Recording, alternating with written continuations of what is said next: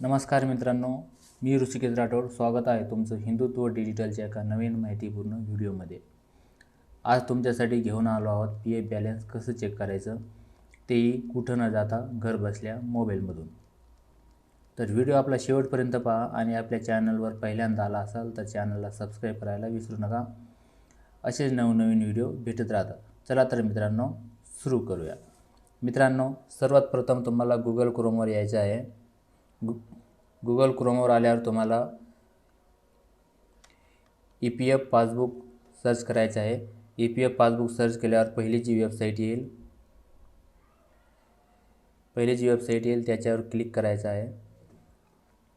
त्याच्यावर क्लिक केल्यावर तुम्हाला सिम्पली 3 डॉटवर क्लिक करायचं आहे.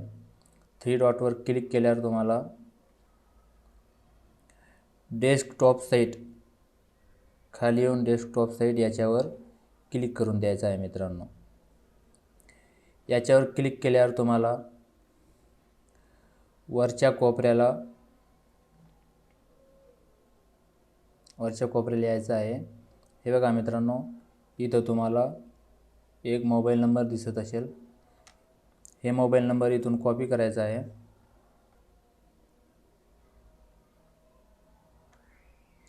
इथून कॉपी केल्यावर तुम्हाला सिम्पली कॉल्सवर येऊन इथं पेस्ट करून द्यायचं आहे. पेस्ट केल्यावर तुम्हाला मित्रांनो कॉल ॲटोमॅटिक कट होतो. कट करायची गरज नाही तुम्हाला. जोपर्यंत कॉल कट होत नाही तोपर्यंत चालू राहून द्यायचं आहे.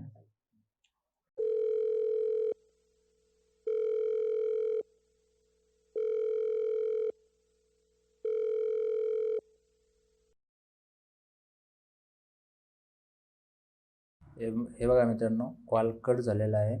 कॉल कट झाल्यावर तुम्हाला 2 ते 3 सेकंदात एक मेसेज येईल EPF बॅलन्स कडून.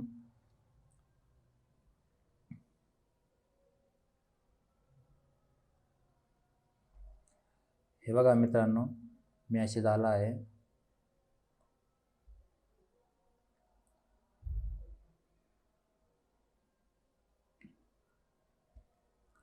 तुम्हाला इथं तुमचं पूर्ण नाव दिसेल, जन्मतारीख शो होईल, आधार नंबर शो होईल,